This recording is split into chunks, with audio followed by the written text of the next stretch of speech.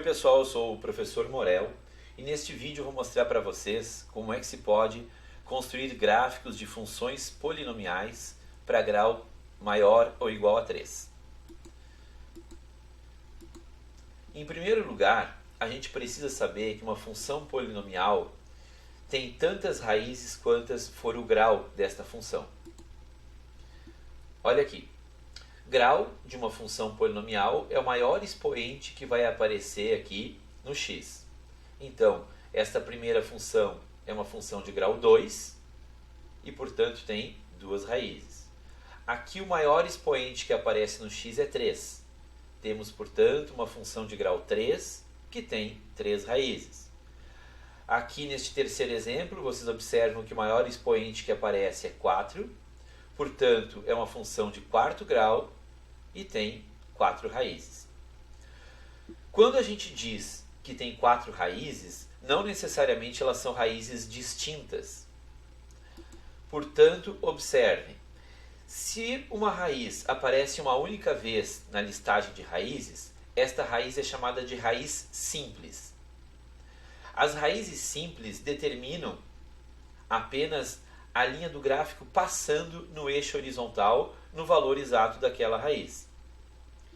Pode ser que ela passe subindo ou descendo. Isso a gente vai ver logo em seguida como é que se determina. Quando uma raiz aparece duas vezes na listagem das raízes, por exemplo, um polinômio de grau 3 pode ter duas de suas raízes iguais, e daí nós diríamos que aquela raiz que se repete é uma raiz dupla, além da outra que vai ser uma raiz simples. É possível até que as três sejam iguais, e daí a gente diria que é uma raiz tripla.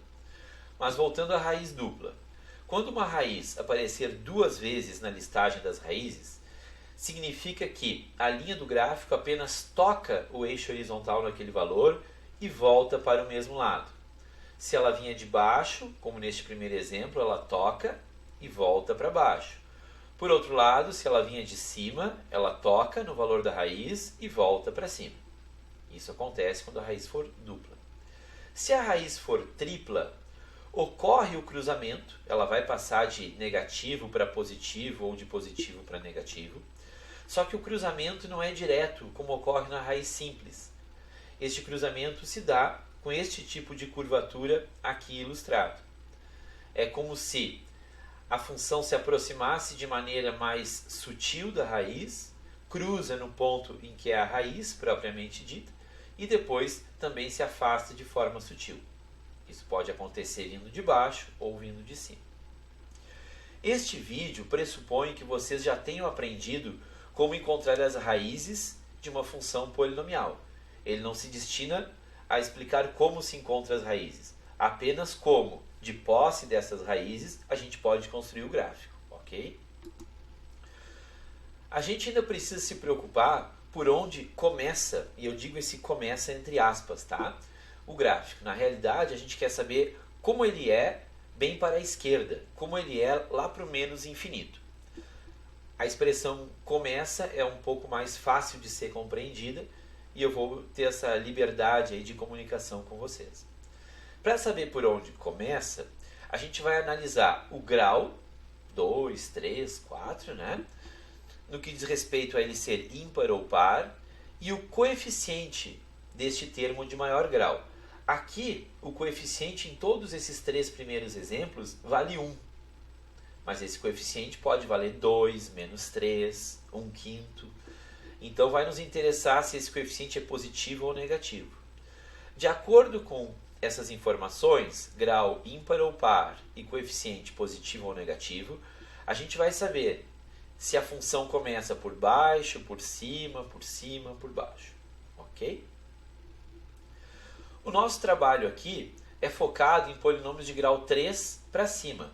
Portanto, a gente nem vai discutir esse aqui de grau 2, que é um outro assunto, né? Bastante importante também, construção de gráfico de função quadrática, mas não é o tema deste vídeo aqui. Vamos começar aqui, então, nesta função polinomial de grau 3. As raízes desta função são menos 3, 2 e 5. Observem que cada uma delas apareceu apenas uma vez na listagem. Ou seja, são todas elas raízes simples. E se todas elas são raízes simples, significa que a linha do gráfico vai apenas cruzar, apenas passar pelo eixo horizontal, exatamente nos valores -3, 2 e 5. A gente ainda vai analisar que, como o grau é ímpar, 3, né? E o coeficiente é positivo, vamos lá, ó, ímpar, positivo, o meu gráfico começa por baixo, que equivale a dizer que lá no menos infinito, bem para a esquerda, a linha está por baixo. Então é de baixo que ela virá. Se vocês observarem aqui, nós construiríamos este gráfico da seguinte forma. Nós marcaríamos no eixo X estes três valores, o -3, o 2 e o 5. -3 aqui, 2 aqui e 5 aqui. Todas raízes simples, todas elas apenas passando a linha nos valores mencionados. Sei que começa por baixo, então eu venho por baixo, cruzo no -3, subo, desço e cruzo no 2, depois eu volto a subir para cruzar no 5. Observem a palavra que eu usei aqui, esboçando gráficos de P de x. Dentro deste contexto, e com esta preocupação de um trabalho no nível de ensino médio, a gente não determina a altura destas cristas aqui. Nós não temos as condições matemáticas que nos permitiriam descobrir qual é a altura máxima que este gráfico chega, nem o valor mínimo que ele chega nesta região. Por isso que um gráfico parecido com este, que respeite as raízes, o termo independente, que eu já vou comentar sobre isso, e tenha começado pelo lado certo, ele é igualmente correto, independentemente da crista estar mais alta ou menos alta. Lembrem que qualquer função polinomial vai cruzar o eixo vertical sempre no termo independente. Este 30 aqui representa o lugar onde a linha verde está cruzando o eixo vertical. Claro que aqui eu tive que fazer uma alteração na escala para que o gráfico coubesse dentro de um espaço mais razoável, né? Vamos a um segundo exemplo. Este polinômio de grau 4 tem como raízes -1, -1 de novo, 3 e 4. Notem que -1 é uma raiz dupla, portanto, né? Quando ela aparece mais de uma vez na listagem, ela é chamada de raiz dupla. Portanto, o comportamento do gráfico no -1 vai ser alguma coisa desse tipo aqui. Se a função estiver vindo de baixo, ela toca no -1 e volta para baixo, ou, se a função estiver vindo de cima, ela toca no -1 e volta para cima. Agora a gente vai analisar se esse gráfico começa por cima ou por baixo, de acordo com esta tabela. Nós temos um grau par, que é o número 4, e um coeficiente aqui na frente, que é 1, que é positivo. Então, grau par com coeficiente positivo, a função começa por cima. O gráfico da função começa por cima. Notem aqui, marquei o -1, marquei o 3 e marquei o 4, que são as raízes, né? -1 como raiz dupla, 3 e 4 como raízes simples. Eu sei que começa por cima. Grau par, coeficiente positivo, começa por cima. Então, começando por cima, toca no -1 e volta para o mesmo lado, porque é grau par, desculpa, é multiplicidade par. Depois sobe, vai ter que descer em algum lugar para cruzar no 3. 3 é raiz simples. Passa pelo 3, desce, volta a subir para que possa cruzar no 4. Do mesmo jeito que eu tinha dito antes, nós não temos as ferramentas matemáticas que nos permitiriam calcular qual é o valor máximo em que chega aqui ou o valor mínimo em que chega aqui. Se fosse uma função quadrática, nós teríamos essas ferramentas a partir do cálculo das coordenadas do vértice, né? X-vértice, Y-vértice. Aquelas ferramentas não funcionam aqui. Certo? Vamos a outros exemplos, então.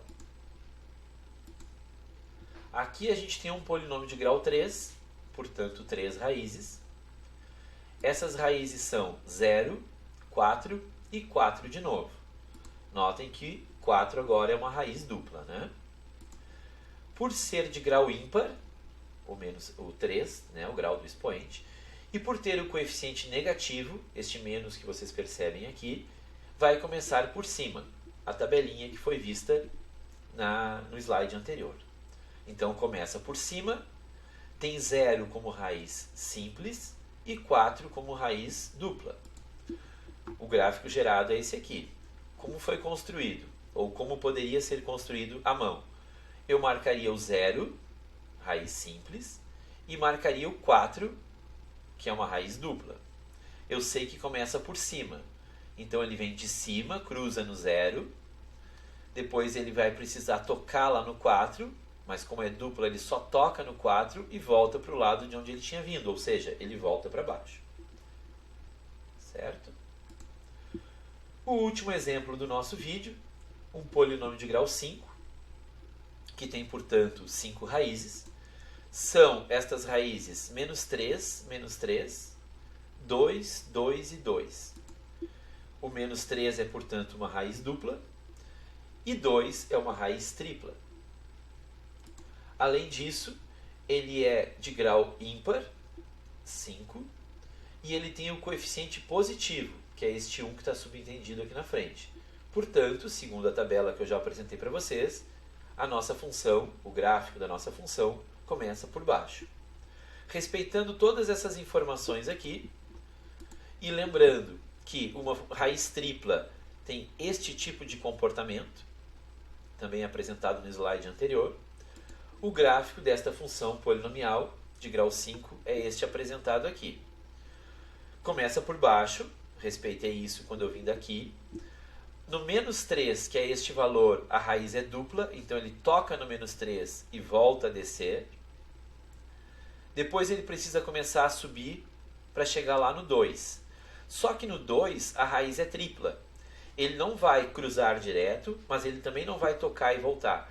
Ele vai no 2 produzir este tipo de comportamento, como já tinha sido explicado antes, que é o comportamento típico de uma raiz tripla. Tá lá.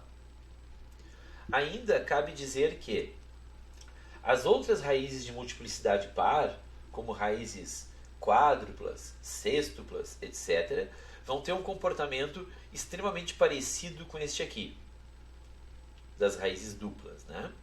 Enquanto que as outras raízes de multiplicidade ímpar, como uma raiz quíntupla, por exemplo, vai ter um comportamento também extremamente parecido com o da raiz tripla. Embora esse tipo de raiz apareça muito menos em questões de vestibular, de Enem, ensino médio e todas essas coisas aí, certo? Espero que tenham entendido.